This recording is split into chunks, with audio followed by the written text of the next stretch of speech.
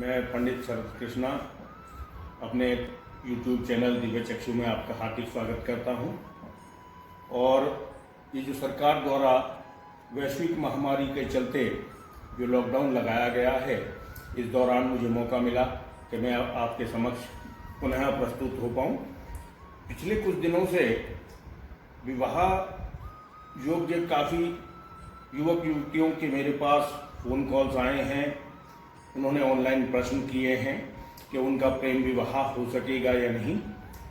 तो मित्रों, मैं आज की इस वीडियो को प्रेम विवाह पर केंद्रित करना चाहता हूं और मैं कोशिश करूंगा, प्रयास करूंगा कि आपको ये समझा सकूं कि किन योगों के होते हुए प्रेम विवाह संभव हो पाता है। तो आइए मैं आपको कुंडली के माध्यम से समझाने का प्रयास करता हूं।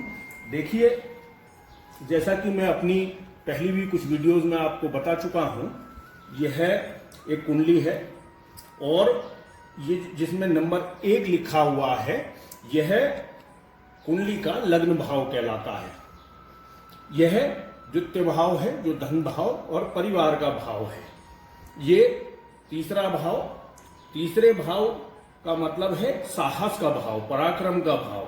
चतुर्थ भाव सुख का भाव, माता का भाव। और इसी प्रकार यह पंचम भाव जो हमारी बुद्धि का भाव कहलाता है, हमारे विवेक का भाव कहलाता है। और यह षष्ठ भाव शत्रु भाव, रोग भाव, ऋण भाव कहलाता है। और यदि विवाह के संबंध में हम देखें तो सप्तम भाव विवाह का, दाम्पत्य का भाव है। अष्टम भाव आयु का भाव है। नवम भाव धर्म का भाव है।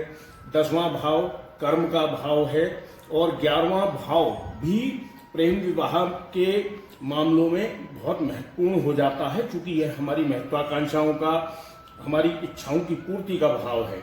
और 12वां भाव यह व्यय भाव कहलाता है। तो ये तो हुए भाव के नाम। अब आता हूं मैं प्रेम विवाह से संबंधित भावों के बारे में बातचीत करने के लिए। तो देखिए, जो 5वां भाव है और सप्तम भाव, 7वां भाव, पंचम भाव और सप्तम भाव, ये अति महत्वपूर्ण भाव हैं प्रेम विवाह के संबंध को देखते हुए। और इसी में 11वां भाव और दूसरा भाव, ये भी अति महत्वपूर्ण भाव हैं। ये पंचम भाव, सप्तम भाव की यदि आपस में ग्रहों की, मतलब पंचम भाव के स्वामी ग्रह, सप्तम भाव के स्वामी ग्रह की यदि युति पंचम अथवा सप्तम में कहीं हो या इनका राशि परिवर्तन योग हो, तो निश्चित तौर से जातक या जातिका का प्रेम विवाह होता है। अब आते हैं हम कि इससे संबंधित ग्रहों के ऊपर। तो ग्रहों में चंद्रमा, मंगल, बुध और खास तौर से शुक्र, ये 4 ग्रह प्रेम विवाह में बड़ा महत्वपूर्ण भूमिका निभाने वाले ग्रह हैं। चंद्रमा क्यों? चंद्रमा चूंकि हमारे मन का, हमारी सोच का कारक ग्रह है। और मंगल ये हमारी अभिव्यक्ति वाला ग्रह है। अभिव्यक्ति यदि मंगल हमारा बली नहीं है तो हम अपने भावों को अभिव्यक्त किसी के समक्ष ठीक प्रकार नहीं कर पाते हैं। और अभिव्यक्ति के मामले में ही हम देखें तो जो तीसरा भाव है, इसका बली होना भी अति आवश्यक है। और अब तीसरा हम देखें कि बुध हमारी वाणी का ग्रह है। यदि वाणी हमारी, बुध हमारा बली है, तो हमारी वाणी जो है वो बहुत ही प्रभावकारी होती है। हम मिष्टभाषी होते हैं।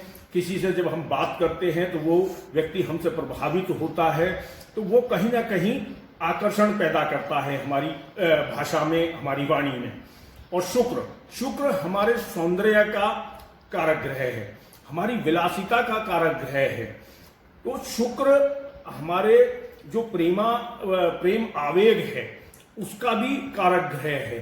तो शुक्र यदि लग्न भाव में, पंचम भाव में और नवम भाव में, यानी त्रिकोण भाव में या कहीं केंद्र में स्वराशि का होके बैठा हो। स्वराशि अर्थात वृष अथवा तुला राशि का होकर यदि केंद्र में यानी 1, 4, 7 या 10 भाव में कहीं बैठा हो अथवा त्रिकोण में बैठा हुआ हो यानी लग्न, पंचम या नवम भाव में कहीं शुक्र बैठा हुआ हो तो ऐसे व्यक्ति का प्रेम विवाह होना बहुत संभव हो जाता है। अब आते हैं हम 11वें भाव के ऊपर, क्योंकि 11वां भाव जो है ये हमारी महत्वाकांक्षा का भाव है। आपको मैं एक चीज और स्पष्ट कर दूं, कुंडली में कोई भी अंक कहीं भी लिखा हुआ हो सकता है, लेकिन इस कुंडली के अनुसार जहां पर नंबर 1 लिखा हुआ है यह लग्न भाव कहलाता है, ये ध्यान रखिएगा बिल्कुल। और जैसे मान लीजिए यहां पर 11 लिखा हुआ है, यदि यहां पर 1 भी लिखा हुआ हो तो यह भाव संख्या एकादश ही कहलाएगा, यानी 11वां भाव ही कहलाएगा। तो यह भाव जो है हमारी महत्वाकांक्षा का भाव है। इस भाव और इस भाव के स्वामी का बलि होना अति आवश्यक है। इस भाव के ऊपर शुभ ग्रहों का प्रभाव होने से हमारी महत्वाकांक्षाओं की पूर्ति होती है। और महत्वाकांक्षाएं यदि हमारी प्रेम विवाह से संबंधित हैं और हम चाहते हैं कि हमारा प्रेम विवाह हो तो इस भाव का बलि होना और शुभ प्रभाव में होना अति आवश्यक है। तो ये तो रहा दोस्तों आज इस विषय के ऊपर जितना मैं आपको अभी इस शॉर्ट वीडियो में समझा सकता था मैंने आपको समझाया है। लेकिन फिर भी कोशिश ये कीजिएगा कि जितने लोग भी प्रेम विवाह की इच्छा अपने मन में रखे हुए हैं, वो चाहे युवक हों या युवती हों, बगैर कुंडली मिलान के विवाह के कार्य में अग्रसर न हों। आपसे विनम्र प्रार्थना है मेरी कि विवाह पूर्व किसी योग्य ब्राह्मण या योग्य ज्योतिषाचार्य द्वारा आप अपनी कुंडली का मिलान अवश्य रूप से करा लें। और मैं आप सभी से यह रिक्वेस्ट करूंगा कि यदि आपको मेरी यह वीडियो पसंद आए तो कृपया इस पर एक बार जरूर दबाएं और मेरे चैनल को आप सब्सक्राइब कर लें ताकि आगे आने वाली मेरी सभी वीडियोस को आप नियमित रूप से देख पाएं।